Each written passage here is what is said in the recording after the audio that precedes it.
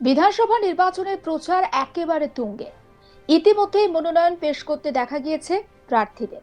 এবার দলীয় প্রার্থীদের মনোনয়ন পেশ কর্মসূচিতে উপস্থিত থাকলেন নন্দীগ্রাম এবং ভবানীপুরের বিজেপি প্রার্থী শুভেন্দু অধিকারী। সোমবার কৃষ্ণনগর প্রশাসনিক ভবনে বিজেপি প্রার্থীরা মনোনয়ন পেশ করার সময় সেখানে উপস্থিত থাকতে দেখা যায় শুভেন্দু অধিকারীকে।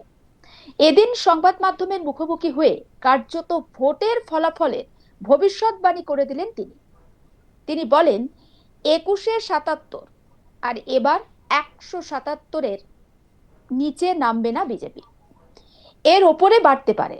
পাশাপাশি নদিয়ার প্রায় সমস্ত আসনেই বিজেপি প্রার্থীরা জয়লাভ করবে আশা প্রকাশ করলেন শুভেন্দু অধিকারী। শোনাবো তার বক্তব্য।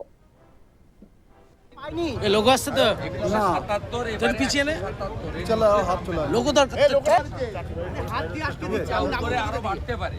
মাননীয় স্বরাষ্ট্রমন্ত্রী তো লোগো তোলো ঝাঁকি উপর দিকে কি করে তোলো রায়দা আরে লোগো তো বলো রাজেশ দা হাত দিয়ে ইয়ে করো আরে ঠিক বলবেন দাদা হবে না দ্বিতীয়ত যদি বলেন নদিয়া জেলাতে এবারে ভারতীয় জনতা পার্টি একটা সিটে কে লড়বে আমি জানি না। বাবরি মসজিদ তৈরি করা হুমায়ুন কবিরের পার্টি লড়বে না তৃণমূল লড়বে আমি বলতে পারবো না। বাকি সব জায়গায় এবারে ভারতীয় জনতা পার্টির প্রার্থীরা জিতবে। এমনকি কালীগঞ্জ পলাশিপাড়ার মতো আসনেও, করিমপুরের মতো আসনে, যদিও মুর্শিদাবাদ সাংগঠনিক জেলার মধ্যে কিন্তু প্রশাসনিক জেলা, এখানে ভারতীয় জনতা পার্টি বিপুল সংখ্যক ভোটে জিতবে। একদিকে এখানে দীর্ঘদিন ভারতীয় জনতা পার্টির একটা জনাধার রয়েছে। জলুবাবুকে এখানে 98-99 সালে মানুষ এমপি করেছে এই জায়গাটাতে, এবং গতবারেও যে আমাদের অমৃতা রায় রানীমা মাত্র 54,000 ভোটে নিয়ে যায়, তাও এসএম সাদি 1,81,000 ভোট কাটার জন্য। তখন এসআইআর হয়নি। এসআইআরে নিশ্চিতভাবে 2003 পরে যারা হিন্দুরা এসেছেন বাংলাদেশ, তাদের কিছুজনের নামের সমস্যা হয়েছে, কিন্তু অনেক অবৈধ বাংলাদেশি মুসলিম তাদের নামও হাজার হাজার এখানে বাদ গেছে, এটাও ঘটনা। এবং যে মৃত ভোটার, অবৈধ ভোটার, তৃণমূল 7 দফা 8 দফার সুযোগ নিয়ে এবারে সে সুযোগ পাবে। এ বিষয়ে আমার কলিগ সুরজিৎ দাস ঠিক কি রিপোর্ট তুলে ধরেছেন, আসুন দেখাই আপনাদের। গতকাল নদিয়ার উত্তরের বিধানসভাগুলির বিজেপি প্রার্থী যারা ছিলেন তারা মূলত নমিনেশন জমা দেন, এবং সেই মনোনয়ন জমা দেওয়ার জন্য যে মিছিল, বর্ণাঢ্য শোভাযাত্রা বিজেপির তরফ থেকে করা হয়, সেখানেই উপস্থিত ছিলেন রাজ্যের বিরোধী দলনেতা অর্থাৎ বিজেপি নেতা শুভেন্দু অধিকারী। তিনি প্রার্থীদের সমর্থনে আসেন এবং বর্ণাঢ্য শোভাযাত্রার মাধ্যমে কৃষ্ণনগর প্রশাসনিক ভবনে তারা মনোনয়নপত্র জমা করেন। এরপরই সাংবাদিকদের মুখোমুখি হন শুভেন্দু অধিকারী। শুধুমাত্র কৃষ্ণনগর নয়, নদিয়া দক্ষিণেও বিজেপি প্রার্থীরা গতকালই নমিনেশনপত্র জমা দিয়েছেন, এবং রাজ্যের বিভিন্ন জেলাতেই গতকাল দেখা গেছে বিভিন্ন প্রার্থীরা নমিনেশন জমা দিয়েছেন। গতকালই কিন্তু নদিয়াতে একটু অন্যরকম গুরুত্ব ছিল, তার কারণ গতকাল একদিকে যেমন শুভেন্দু অধিকারী তার প্রার্থীদের মনোনয়ন জমা দেওয়ার বর্ণাঢ্য শোভাযাত্রায় তাদের সমর্থনে উপস্থিত ছিলেন, ঠিক তখনই অন্যদিকে দেখা গেছে রাজ্যের তৃণমূল নেত্রী মমতা বন্দ্যোপাধ্যায় তিনি নদিয়াতে এসেছেন, সেখানে দুটো জোড়া সভা করেছেন। একটি ছিল বেতুয়া ডৌরিতে এবং অপরটি ছিল শান্তিপুরে, এবং শান্তিপুরে তিনি রাতও কাটিয়েছেন। সেখানেই দেখা যাচ্ছে তিনি যখন জনসভা করছেন তখনই তার উল্টো দিকে রাজ্যের বিরোধী দলনেতা তথা বিজেপি নেতা শুভেন্দু অধিকারী তার প্রার্থীদের সমর্থনে যে মনোনয়নপত্র জমা দেওয়ার মিছিল, সে মহামিছিলে যোগদান করেন। পরবর্তীকালে সাংবাদিকদের মুখোমুখি হন তিনি পরিষ্কার বলেন যে কটা প্রার্থী সমর্থনে আজ তিনি বেরোলেন মনোনয়ন জমা দেওয়ার জন্য, সেই প্রত্যেকটা প্রার্থী সেখানে জয়লাভ করবে। কারণ নদিয়া দক্ষিণ বিজেপির শক্ত ঘাঁটি হলেও নদিয়া উত্তর বিধানসভাগুলি কিন্তু এখনও তৃণমূলের দখলে। শুধুমাত্র নদিয়া উত্তর বিধানসভা ছাড়া নদিয়া উত্তর যে জেলা বিধানসভাগুলি রয়েছে, যেমন চাপড়া থেকে শুরু করে তেহট্ট, করিমপুর, নাকাশিপাড়া, পলাশিপাড়া, সবকটি কিন্তু তৃণমূলের দখলে।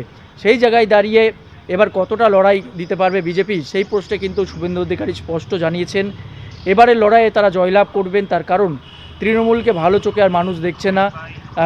সেই কারণে কিন্তু বিজেপির এবার পালাবদল হবে। গোটা জেলা সহ গোটা রাজ্য জুড়েই কিন্তু এবার বিজেপি সরকারে আসবে, এমনই কিন্তু দাবি করছেন বিরোধী দলনেতা তথা বিজেপি নেতা শুভেন্দু অধিকারী। বিধানসভা নির্বাচন আর মাত্র সপ্তাহখানেক দূরে। ইতিমধ্যে নির্বাচনে প্রচার একেবারে তুঙ্গে। মনোনয়নপত্র জমা দিচ্ছেন বিভিন্ন প্রার্থীরা, আর দলীয় প্রার্থীদের সমর্থনে বা দলীয় প্রার্থীদের মনোনয়ন পেশের কর্মসূচিতে উপস্থিত থাকছেন দলের হেভিওয়েট নেতারা। নন্দীগ্রাম আর ভবানীপুরের বিজেপি প্রার্থী শুভেন্দু অধিকারী তেমনি সোমবার কৃষ্ণনগর প্রশাসনিক ভবনে বিজেপি প্রার্থীর মনোনয়ন পেশের যে কর্মসূচি সেখানে উপস্থিত ছিলেন এবং সেখানে সংবাদ মাধ্যমের মুখোমুখি হয়ে ভোটের ফল কি হবে বা ফলাফল কি হবে 2026-এ সেটা নিয়ে ভবিষ্যৎবাণী করলেন তিনি বলেন 2021 সালে বিজেপি বিধানসভা নির্বাচনে 77টা আসনে জয়লাভ করেছিল, কিন্তু 2026 সালে সেই ফলাফল একেবারে পাল্টে যাবে। এবার শুধুমাত্র 77 নয়, 177 আসনে জয়লাভ করবে বিজেপি। আর এই 177-এর নিচে কোনোভাবে বিজেপির আসন নামবে না, বরং 177-এর বেশি আসনে বিজেপি জয়লাভ করবে এবং নদিয়ায় যে কটা আসন রয়েছে সমস্ত আসনেই জয়লাভ করবে বিজেপি প্রার্থীরা। একেবারে আশা প্রকাশ করেছেন বিরোধী দলনেতা। আমরা আপনাদেরকে দেখাচ্ছি যে বিভিন্ন জায়গায় প্রচারে মানুষের মন জয় করতে বিভিন্ন প্রার্থীরা নানা রকম কৌশল অবলম্বন করছেন। কেউ বা একেবারে জনগণের হেসেলে পৌঁছে যাচ্ছেন, সেখানে গিয়ে কোনো প্রার্থীকে একেবারে রান্নার কাজে সাহায্য করতে দেখা যাচ্ছে। কেউ বা আবার শিল নোড়াতে বাটনা বাটছেন, কেউ বা আবার কারোর কোনো ব্যক্তি হয়তো চুল দাড়ি কাটছেন, সেখানে গিয়ে সাহায্য করছেন। কোনো প্রার্থী আবার দেখা যাচ্ছে যে কচিকাচাদের পড়াতে বসে গিয়েছেন। এরকম নানান কর্মসূচিতে প্রার্থীরা চেষ্টা করছেন যে ভোটারদের মন জয় করতে, কিন্তু আদতে ভোটারদের মন কতটা জয় করতে পারবেন প্রার্থীরা তার প্রতিফলন অবশ্যই আমরা পাবো 4 মে, কারণ ওই দিন ভোটের ফল প্রকাশ রয়েছে।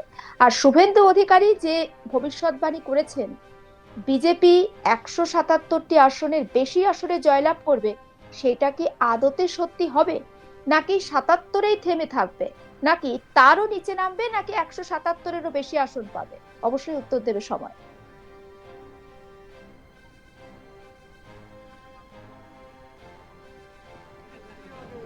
বিধানসভা নির্বাচন এবং বিধানসভা নির্বাচনের প্রচার একেবারে জোর কদমে চলছে। বিভিন্ন প্রার্থীর সমর্থনে কিন্তু প্রচার কর্মসূচিতে হাজির হতে দেখা যাচ্ছে তৃণমূল সুপ্রিমো মমতা ব্যানার্জিকে। অভিষেক ব্যানার্জিও প্রচারের বিভিন্ন জায়গাতে অংশ নিচ্ছেন। ঠিক একইভাবে বিজেপির হয়ে প্রচারে অংশ নিতে দেখা যাচ্ছে শুভেন্দু অধিকারীকে এবং বিভিন্ন জায়গায় প্রচার কর্মসূচিতে অংশ নিয়ে তিনি রাজ্যের শাসক দলকে একাধিক বিষয় নিয়ে তোপ দাগেন।